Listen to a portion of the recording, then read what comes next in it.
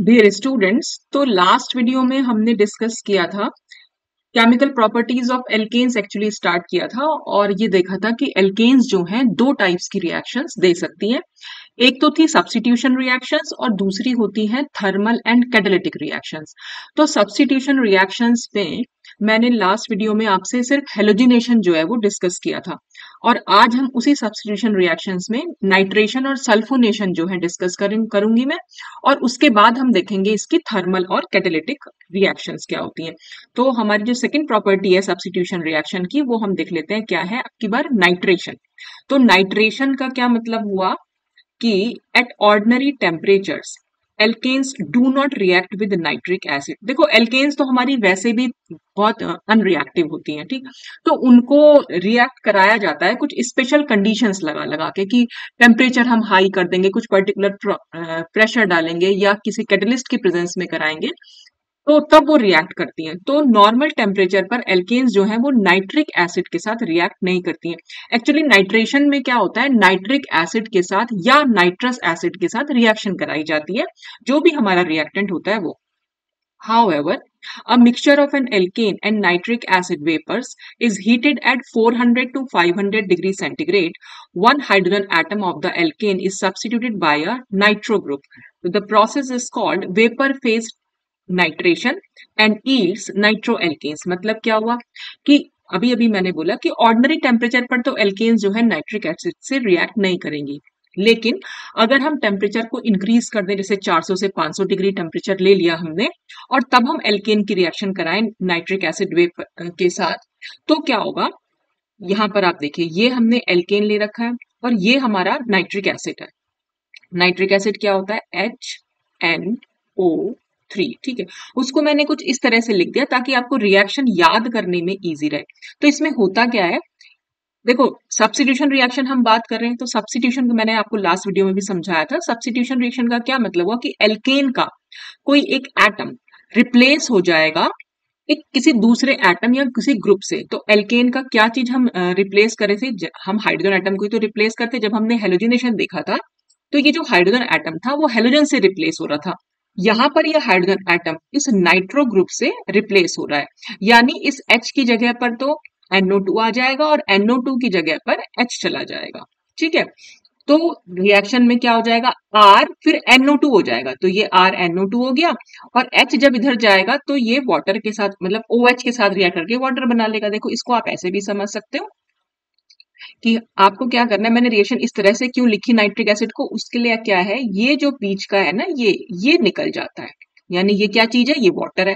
Water निकल जाता है और ये R और ये NO2 आपस में जुड़ जाते हैं। तो जो प्रोडक्ट हमारा बनता है उसको हम बोलते हैं नाइट्रो एल्केन। नाइट्रो ग्रुप की वजह से और एल्केन के साथ ये जुड़ा हुआ है तो नाइट्रो एल्केन, ठीक। तो इस तरह से ये रिएक्शन होती है। तो ये नाइट्रिक एसिड को इस तरह से लिखने का तरीका ये इसलिए यूज किया बेटा, ताकि आपको याद रहे कि ये बीच का जो है वाटर इसका आपको निकालना है और RNO2 आपको बनाना है। तो हुआ क्या है एक्चुअल में, ये जो H है एल्केन का वो रिप्लेस हो गया है इस नाइट्रो ग्रुप से, यानी हाइड्रोजन की जगह पर नाइट्रो ग्रुप आ गया है, तो इसलिए नाइट्रो एल्केन यहाँ पर बन गई है। तो ये जो प्रोसेस है इसको हम बोल देते हैं नाइट्रेशन, ठीक। अब इसी में ये तो हमने जनरल रिएक्शन लिखी ऊपर वाली, अब हम अगर एक पर्टिकुलर रिएक्शन लिखे जैसे मीथेन, तो मीथेन को हमने इस तरह से लिखा, उसका H हटा दी, मतलब खोल के लिखा है, CH4 ना लिखकर उसको CH3 बॉन्ड H लिख दिया। तो इसमें भी आप यही कर सकते हो, ये H और OH निकाला और क्या बचेगा, CH3 और NO2। तो लो यहाँ पर मैंने RNO2 ही लिखा हुआ है, ये बेटा CH3 लिखना है आपको, ठीक है, CH3NO2। तो ये नाइट्रो मीथेन बन जाएगा, जनरल नाम था नाइट्रो एल्केन।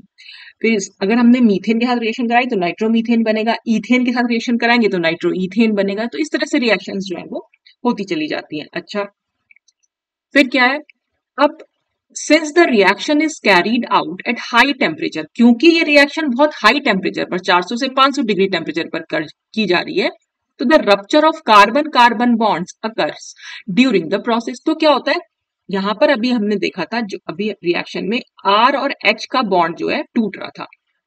तो जब ये हाई टेम्परेचर पर है तो R में क्या होगा, कहीं ना कहीं कार्बन तो होता ही है, एल्काइल ग्रुप है तो कार्बन है, तो कार्बन कार्बन के बीच का बॉन्ड भी टूट सकता है, ठीक है। नॉर्मली क्या होता है, कार्बन हाइड्रोजन के बीच का बॉन्ड टूटता है क्योंकि काफी वीक बॉन्ड होता है। तो लेकिन क्योंकि हमने हाई टेम्परेचर ले रखा है इसलिए कार्बन कार्बन का जो स्ट्रॉन्ग बॉन्ड है वो भी टूट जाता है। ठीक, तो अब इससे क्या होगा कि 10 higher alkanes actually gives a mixture of nitro alkanes. तो इससे क्या होगा, जो हायर एल्केन्स से मतलब जहां पर कार्बन एटम का नंबर एक से ज्यादा होगा, 2 हो सकता है, 3 हो सकता है, 4 हो सकता है, तो वो क्या करेंगी, वो मिक्सचर ऑफ नाइट्रो एल्केन्स देती है ऑन नाइट्रेशन। देखो जैसे हमने यहाँ इथेन ले रखा है, इथेन में हमने वही नाइट्रिक एसिड तो ले ही रखा है। अब देखो इस CH3 को अगर मैं ऐसे लिख दूं CH2 और ये H, ठीक, जैसे मैंने पहले अपना मीथेन को लिखा था ना CH3H, तो क्या होगा, ये H और ये OH तो निकल ही जाना है, ये CH3 फिर CH2 और फिर NO2 ये जोड़ देना, तो ये तो नाइट्रोइथेन बन ही गया हमारा, जो नॉर्मली हमारा बन रहा था। ये अब जो ये कह रहे हैं कि हायर टेम्परेचर है तो कार्बन कार्बन बॉन्ड भी रप्चर हो सकता है, तो हमने क्या ले रखा है CH3 और CH3, ठीक।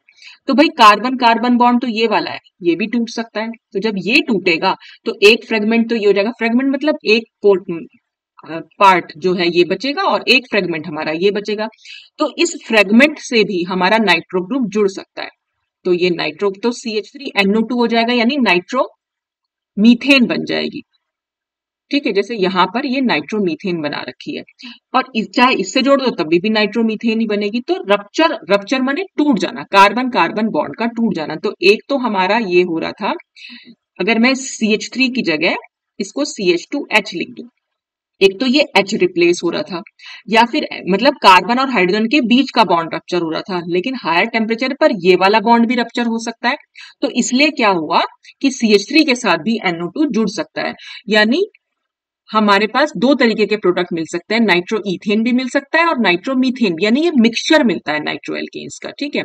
जैसे अब हमने प्रोपेन ले लिया, प्रोपेन में क्या है, देखो पिछली बार भी मैंने वीडियो में आपसे डिस्कस किया था हेलोजनेशन के समय, कि जितने टाइप्स की हाइड्रोजन है वो सारी हाइड्रोजन एक्सचेंज हो सकती है, वो सारी हाइड्रोजन रिप्लेस हो सकती है।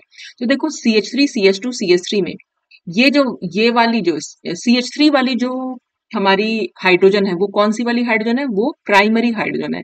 ये प्राइमरी सेकेंडरी और टर्शरी हाइड्रोजन क्या होती है, ये मैंने स्टार्टिंग में ही एल्केन्स में डिस्कस किया था और लास्ट वीडियो में भी डिस्कस किया हुआ है, तो आप अगर आपको नहीं पता है बेटा तो पहले प्रीवियस वीडियोस देखिएगा, ठीक है। ये CH3 वाली हाइड्रोजन भी हमारी प्राइमरी है, जबकि ये जो बीच में CH2 है, ये वाली हाइड्रोजन हमारी सेकेंडरी है, ठीक है। तो अब हम सबसे पहले तो अपना नॉर्मल जो रिएक्शन थी हमारी, क्या हो रहा था कि हाइड्रोजन का रिप्लेसमेंट हो रहा था नाइट्रो ग्रुप से, पहले तो हम वही करके देखेंगे। तो अब अगर हम सबसे पहले देखें कि कोई प्राइमरी, चाहे आप इसको निकाल लीजिए प्राइमरी हाइड्रोजन को, चाहे आप यहां से निकाल लीजिए, यानी कि रिएक्शन को अगर मैं सपोज मैं ये वाली हाइड्रोजन, जो ये वाली हाइड्रोजन है ना, इसको निकालना चाह रही हूँ, तो इसमें हम क्या, CH3 तो स्टार्टिंग में वैसे ही रहेगा, CH2 वैसे ही रहेगा, और मैं इस लास्ट वाले CH3 को CH2H लिख दूं, तो ये वाली हाइड्रोजन रिप्लेस हो जाएगी इस वाले नाइट्रो ग्रुप से, ये यहां आ जाएगा, ठीक।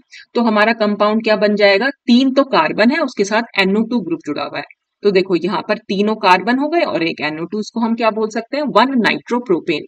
1 नंबर हम इसको देंगे, 2 यहाँ और 3 यहाँ, तो 1 नंबर पर क्योंकि नाइट्रो ग्रुप जुड़ा हुआ है तो इसलिए 1 नाइट्रो, 3 कार्बन की चेन को हम प्रोप बोलते हैं, और क्योंकि सिंगल बॉन्ड्स है इसलिए ये एन हो जाएगा, तो नाइट्रोप्रोपेन बन जाएगी। तो एक पॉसिबिलिटी तो ये हो गई कि हमने ये प्राइमरी, आप कोई सी भी निकाल सकते थे, आप पहली वाली प्राइमरी हाइड्रोजन को भी निकाल सकते हो, तब भी आपका नाइट्रो प्रोपेन ही बनेगा, ठीक। दूसरी सिचुएशन क्या है कि हम सेकेंडरी वाली, यानी जो मिडिल वाली हाइड्रोजन है, इसको अगर हम निकालें तो देखो इसको हम कैसे लिख सकते हैं, CH3, और मैं CH को इस तरह से लिख दूं, जो CH2 है ना बीच का, वो मैंने इस तरह से लिख दिया, खोल के लिखा ताकि आपको समझ में आ जाए, ठीक। तो ये हमारी सेकेंडरी हाइड्रोजन है, क्यों, क्योंकि ये सेकेंडरी कार्बन से अटैच्ड है। सेकेंडरी कार्बन का मतलब ऐसा कार्बन जो 2 और कार्बन से अटैच्ड है। तो अगर ये वाली हाइड्रोजन रिप्लेस हुई तो इसकी जगह पर ये NO2 आ जाएगा, तो अब हमारा प्रोडक्ट क्या बन सकता है, ये CH3 है ही, फिर बीच का कार्बन हमने CH लिखा हुआ है और कॉर्नर में CH3, और इस CH से हमारा NO2 ग्रुप जुड़ गया है, ठीक है। तो यानी इस यहीं पर तो जुड़ा है नाइट्रो ग्रुप, तो बिल्कुल यही वाला स्ट्रक्चर, तो यही वाला स्ट्रक्चर है। तो अब इस कंपाउंड का नाम क्या हो जाएगा, हम इसको 1 दे दें, इसको 2, इसको 3, तो ये 2 नाइट्रोप्रोपेन हो जाएगा, ठीक। तो ये तो हमने अपनी जो है, जो नॉर्मल रिएक्शन थी, हमने हाइड्रोजन का रिप्लेसमेंट करके दिखाया, ठीक। क्योंकि ये कह रहे हैं क्योंकि हायर टेम्परेचर पर है तो भाई कार्बन कार्बन बॉन्ड भी टूट सकता है। अभी तो हम कार्बन हाइड्रोजन बॉन्ड तोड़ रहे थे, तो देखो कार्बन कार्बन बॉन्ड टूटेगा तो कैसे टूट सकता है, देखो ये बॉन्ड यहां पर रप्चर हो सकता है, या तो आप यहां पर रप्चर कर लीजिए, या फिर एक ही बात है, आप इधर की साइड भी तोड़ सकते हैं भाई, दो ही तो बॉन्ड है कार्बन कार्बन, या तो ये वाला है, ये तो मैंने दिखा दिया आपको यहाँ पर तोड़ के, या फिर ये है। बात तो वही है, फ्रेगमेंट्स आपको कौन से मिलेंगे, एक तरफ मिथाइल ग्रुप मिलेगा, दूसरी तरफ आपको इथाइल ग्रुप मिलेगा। तो एक बार तो हम मिथाइल से नाइट्रो ग्रुप जोड़ देंगे और एक बार हम इस इथाइल से नाइट्रो ग्रुप जोड़ देंगे, तो ये वाला तो बन जाएगा हमारा नाइट्रोमीथेन और ये बन जाएगा हमारा नाइट्रो इथेन। तो वही तो यहाँ पर बना रखा है, नाइट्रो इथेन बना रखी है और नाइट्रो मीथेन बना रखी है। तो अगर मैं बात करूं ये वाले रप्चर की, बात वही है, चाहे आप इसको तोड़ लो चाहे आप इधर वाला बॉन्ड तोड़ लो, वही सब बनेगा। तो हमारे पास दो फ्रेगमेंट्स बचे, एक ये तो है, एक तो हो गया CH3CH2, तो इसके साथ NO2 जुड़ा, तो जब CH3CH2 के साथ NO2 जुड़ेगा तो नाइट्रो इथेन बनेगा। और दूसरा फ्रेगमेंट है हमारा CH3, इसके साथ NO2 जोड़ दो, तो हमारा CH3 NO2 जोड़ के नाइट्रो मीथेन बनेगा। तो मिक्सचर ऑफ नाइट्रो एल्केन्स यहाँ पर बन सकते हैं। क्यों? क्योंकि कार्बन कार्बन बॉन्ड भी टूट सकता है हायर टेम्परेचर पर। अब हम देख लेंगे इसकी मैकेनिज्म। तो मैकेनिज्म क्या होगी ये, क्योंकि सब्स्टिट्यूशन रिएक्शन है ये वाली, और मैंने आपको लास्ट वीडियो में बताया था कि एल्केन में जो सब्स्टिट्यूशन रिएक्शंस हैं वो ज्यादातर फ्री रेडिकल मैकेनिज्म के थ्रू होती हैं। और फ्री रेडिकल मैकेनिज्म मैं लास्ट वीडियो में बहुत अच्छे से डिस्कस कर चुकी हूँ। इसमें 3 स्टेप्स होते हैं, इनिशिएशन, प्रोपोगेशन और फिर चेन टर्मिनेशन। ठीक, तो यहाँ पर तो बहुत ज्यादा मैकेनिज्म की जरूरत नहीं है, हेलोजिनेशन में आपका मैकेनिज्म बहुत ज्यादा इंपॉर्टेंस रखता है। ठीक, वो मैं लास्ट वीडियो में डिस्कस कर चुकी हूँ। तो जैसे ही हम इसको नाइट्रिक एसिड को हीट करेंगे, फर्स्ट स्टेप में क्या होगा, नाइट्रिक एसिड को हीट करेंगे, यहां पर जो है ये बॉन्ड रप्चर होगा, यानी ये बॉन्ड टूटेगा। और किस तरह से टूटेगा, होमोलिटिक फिशन होगा, ऑक्सीजन अपना इलेक्ट्रॉन लेकर और नाइट्रो ग्रुप अपना इलेक्ट्रॉन लेकर अलग हो जाएंगे। देखो अगर मैं इसको ऐसे लिखूं, HOF और ये NO2, ऐसे तो बॉन्ड बना रखा है, ये इलेक्ट्रॉन है नाइट्रोजन का और ये इलेक्ट्रॉन है ऑक्सीजन का। तो हमने ये बॉन्ड यहां से तोड़ दिया, होमोलिटिक फिशन हुआ है, तो यानी एक इलेक्ट्रॉन इस ग्रुप के पास और एक इलेक्ट्रॉन इस ग्रुप के पास चला जाएगा। तो हमारे पास फ्री रेडिकल्स बन जाएंगे, एक HO पे डॉट बनेगा और एक NO2 पे डॉट बनेगा। ठीक, नेक्स्ट में क्या होगा, हमने एल्केन लिया, एल्केन पर ये जो OH है रेडिकल, ये अटैक करेगा और ये इस तरह से अटैक करेगा कि इस पर भी फ्री रेडिकल का ही, मतलब फ्री रेडिकल बनेंगे, मतलब यहां पर भी होमोलिटिक फिशन होगा। जब भी एक फ्री रेडिकल किसी स्पीशीज पर अटैक करता है तो वहां पर भी होमोलिटिक फिशन ही होता है, यानी कि ये R और ये H, ये अगर ऐसे टूटेंगे तो R अपना इलेक्ट्रॉन लेके अलग होगा और H जो है अपना इलेक्ट्रॉन लेके अलग होगा। अब रिएक्शन हम करा रहे हैं इसकी OH डॉट से, ठीक है, तो ये H डॉट और ये OH डॉट आपस में मिलके वाटर बना लेंगे और ये R डॉट जो है बच जाएगा। तो यहाँ पर यही तो लिखा हुआ है, एक R डॉट बना हुआ है और एक H2O बना हुआ है। ठीक, फिर क्या होगा, ये R डॉट है और अभी हमारा ये NO2 डॉट भी तो बचा हुआ है, बस ये NO2 डॉट और ये R डॉट आपस में मिलेंगे और एक बॉन्ड बना लेंगे और RNO2, इस तरह से हमारा नाइट्रो एल्केन्स जो है हमारी बन सकती है। तो ये था पूरा नाइट्रेशन कैसे होगा, फ्री रेडिकल मैकेनिज्म के थ्रू। अब नेक्स्ट प्रॉपर्टी है इसमें सल्फोनेशन। ठीक, सल्फोनेशन में क्या होगा, सल्फोनेशन में सल्फ्यूरिक एसिड के साथ हम इसकी रिएक्शन कराते हैं, बल्कि फ्यूमिंग सल्फ्यूरिक एसिड के साथ। देखो, when alkanes are subjected to a prolonged reaction with fuming sulphuric acid. अब ये फ्यूमिंग सल्फ्यूरिक एसिड क्या होता है वो मैं बताऊंगी अभी आपको। तो इसमें भी वही होगा कि one hydrogen atom of the alkene is replaced by a sulphonic acid group. Sulphonic acid group होता है SO3H और इस प्रोसेस को हम बोल देते हैं सल्फोनेशन और इसके जो प्रोडक्ट्स मिलते हैं उसको हम बोलते हैं एल्काइल सल्फोनिक एसिड। देखो, सल्फ्यूरिक एसिड तो आप लोगों को पता ही है, H2SO4।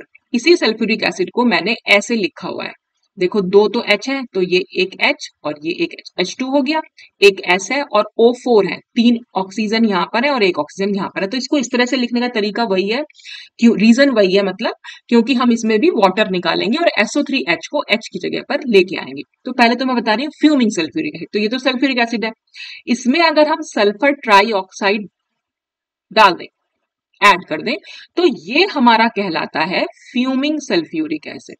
ठीक, इसको हम कई बार बुक्स में ना ओलियम भी लिखा हुआ होगा, तो ओलियम का मतलब भी यही है, H2SO4 प्लस सल्फर ट्राईऑक्साइड।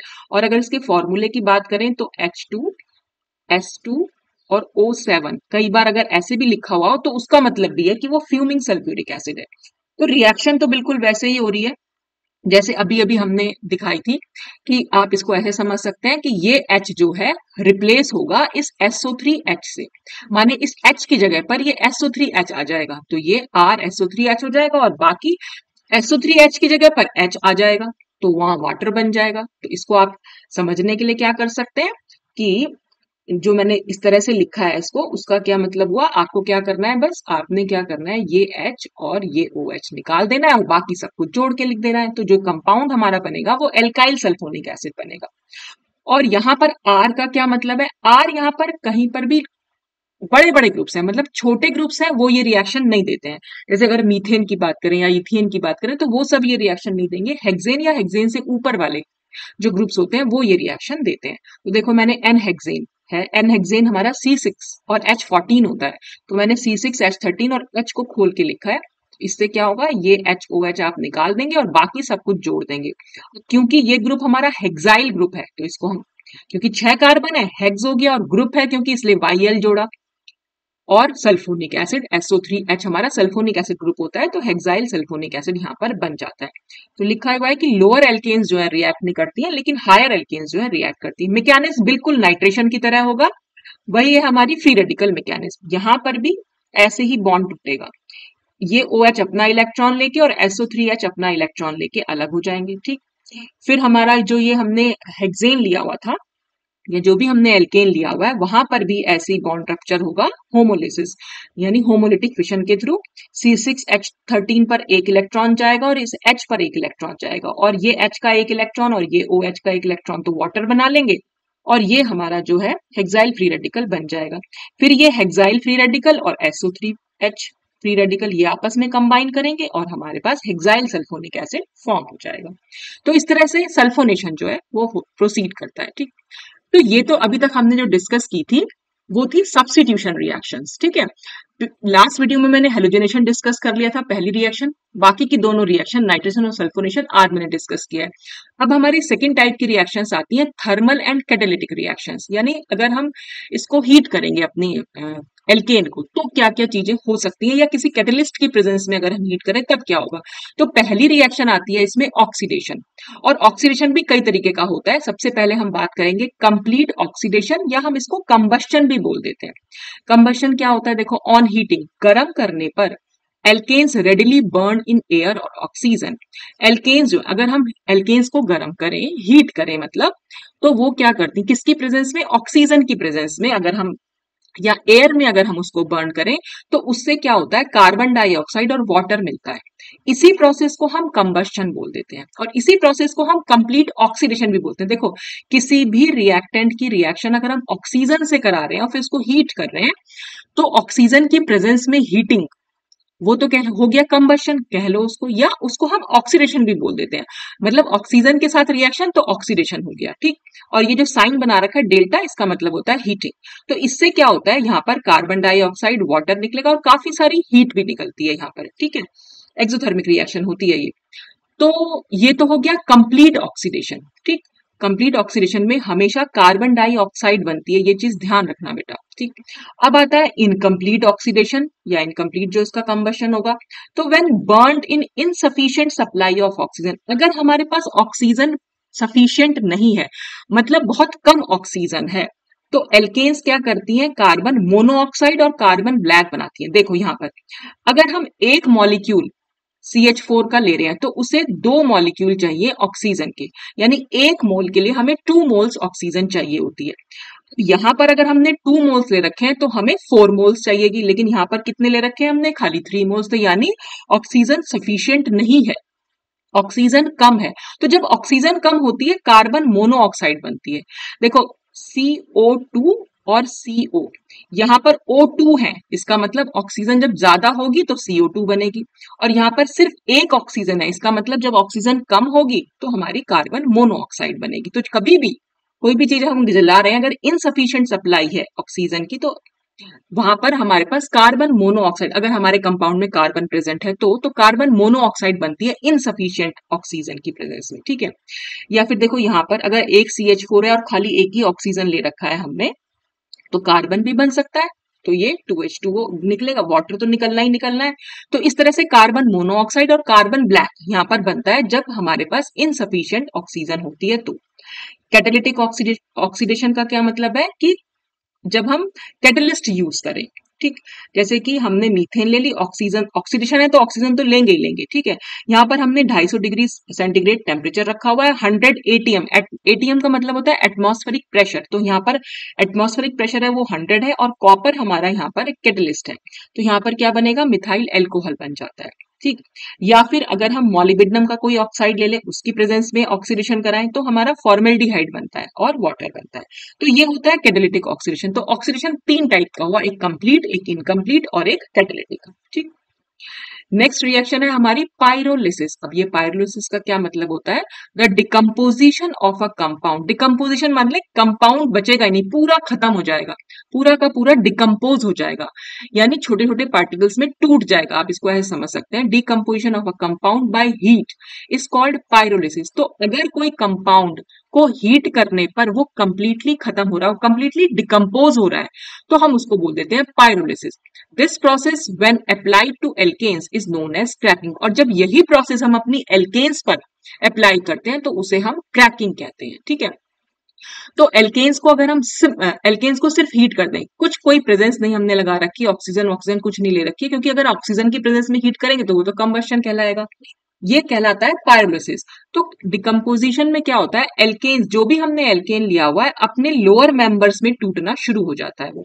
तो when alkanes are heated to a high temperature in the absence of air, air की एब्सेंस में अगर हम एल्केन्स को हीट करेंगे तो a thermal decomposition occur, thermal means heat की प्रेजेंस हो रही है जहां पर भी, तो डिकम्पोजिशन हो जाएगा, विघटन जिसको हम हिंदी में बोलते हैं, विघटित हो जाता है हमारा पदार्थ, ठीक है।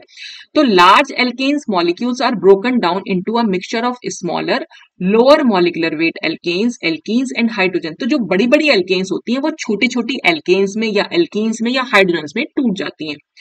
Pyrolysis generally requires temperature in the range 500 degree to 800 degree centigrade, ठीक है। तो 500 से 800 डिग्री सेंटीग्रेड इसको टेम्परेचर चाहिए होता है। तो C6H14 हमारा क्या है, ये हमने हेक्सेन ले रखा है, ठीक। तो हेक्सेन को जब हम हीट करेंगे और इतने डिग्री टेम्परेचर पर हीट कर रहे हैं तो क्या क्या बनने की पॉसिबिलिटी है, देखो हेक्सीन बन सकती है प्लस हाइड्रोजन बन सकता है, ब्यूटीन और ईथेन का मिक्सचर मिल सकता है हमें, प्रोपीन, ईथीन और मीथेन, ये सब का मिक्सचर भी हमें मिल सकता है। तो ये कहलाता है हमारा पायरोलिसिस, कि हमने अपनी एल्केन को हीट किया बहुत हायर टेम्परेचर पर, और वो अपने छोटे छोटे एल्केन के मॉलिक्यूल में या एल्कीन के मॉलिक्यूल में या हाइड्रोजन में टूट गई। नंबर थर्ड हमारी प्रॉपर्टी आती है आइसोमराइजेशन, ठीक। तो जब नॉर्मल एल्केन्स को हम हीट करेंगे विद एनहाइड्रस AlCl3, एनहाइड्रस का मतलब होता है जहां पर पानी ना हो बिल्कुल भी, ठीक है, बिना पानी वाला, AlCl3 यानी नमी ना हो उसमें बिल्कुल भी, और HCl, और टेम्परेचर हमने ले रखा है 300 डिग्री सेंटीग्रेड और प्रेशर ले रखा है 35 atm। They are converted into branch chain alkanes. देखो आइसोमर्स का क्या मतलब होता है, आइसोमर्स, आइसोमराइजेशन, जैसे समावयवी आपने सुना होगा, समावयवता सुना होगा, उसी को हम बोल देते हैं यहाँ पर। ये आइसोमर्स मतलब समावयवी, यानी आइसो, जैसे एन ब्यूटेन और यहाँ पर बना है आइसोब्यूटेन, ये दोनों एक दूसरे के आइसोमर्स हैं, यानी इनका मॉलिक्यूलर फॉर्मूला तो सेम है लेकिन स्ट्रक्चरल फॉर्मूला अलग है। देखो इस एन ब्यूटेन में जितने कार्बन और जितने हाइड्रोजन है, आइसोब्यूटेन में भी उतने ही कार्बन और उतने हाइड्रोजन है, तो इसका मतलब मॉलिक्यूलर फॉर्मूला इनका सेम है लेकिन स्ट्रक्चर में कितना डिफरेंस है। ये हमारा स्ट्रेट चेन एल्केन है जबकि ये ब्रांच चेन एल्केन है। तो AlCl3 और HCl और 300 डिग्री सेंटीग्रेड के जब हम टेम्परेचर इसके ऊपर लगाते हैं तो ये जो हमारा एक आइसोमर है वो दूसरे आइसोमर में चेंज हो जाता है, इसी को हम आइसोमराइजेशन बोल देते हैं। तो एन ब्यूटेन जो है वो आइसोब्यूटेन में चेंज हो गया। तो देखो इसमें क्या चेंज हुआ है, CH3 स्टार्टिंग में था, यहाँ पर भी CH3 स्टार्टिंग में, लास्ट में CH3 है तो यहाँ भी लास्ट में CH3 है। फिर ये बीच के जो CH2 है उसकी जगह एक तो CH हो गया है, ये CH हो गया तो हम समझ ले रहे हैं ये वाला CH हो गया, तो इसका एक H कहाँ गया, इसका एक H इस CH2 से जुड़ के CH3 बना लिया, तो बस वो CH3 को हमने यहाँ लगा दिया। तो इस तरह से एक आइसोमर दूसरे आइसोमर में चेंज हो जाता है, इसी को हम आइसोमराइजेशन बोल रहे हैं। और लास्ट प्रॉपर्टी है इसमें aromatization. Alkanes containing 6 to 8 carbon atoms, जिन भी एल्केन्स में 6 से 8 कार्बन एटम्स हैं उनको जब हम हीट करते हैं 500 डिग्री सेंटीग्रेड पर और टेम्परेचर ले रहे हैं 10 to 20 atm pressure, in temperature ले रहे हैं 500 डिग्री सेंटीग्रेड और प्रेशर ले रहे हैं 10 to 20 atm, और कैटलिस्ट की प्रेजेंस में हम रिएक्शन करा रहे हैं, और कैटलिस्ट कौन से ले रखे हैं, ऑक्साइड्स ऑफ क्रोमियम ले रखा है, वेनेडियम ले रखा है और molybdenum supported over alumina. Alumina के ऊपर ये सब ऑक्साइड्स लिए हुए हैं, get converted into aromatic hydrocarbons. तो एल्केन्स जो है वो एरोमेटिक हाइड्रोकार्बन में चेंज हो जाती हैं। तो यानी कि जिस process, the process which involve cyclisation, पहले तो साइक्लाइजेशन होगा एल्केन्स का और उसके बाद उनका डीहाइड्रोजनेशन होता है। डीहाइड्रोजनेशन का मतलब है हाइड्रोजन का निकल जाना। डी मीन्स होता है निकल जाना, और हाइड्रोजन है यहाँ पर आगे लिखा हुआ, तो इसका मतलब हाइड्रोजन का निकल जाना। तो इस प्रोसेस को हम बोलते हैं डीहाइड्रोजनेशन। तो अगर एल्केन्स का पहले साइक्लाइजेशन हो फिर डीहाइड्रोजनेशन हो तो ऐसे प्रोसेस को हम एरोमेटाइजेशन बोल देते हैं। देखो ये हमने एन हेक्सेन लिखा हुआ, इस तरह से खोल के लिख दिया हमने, ठीक।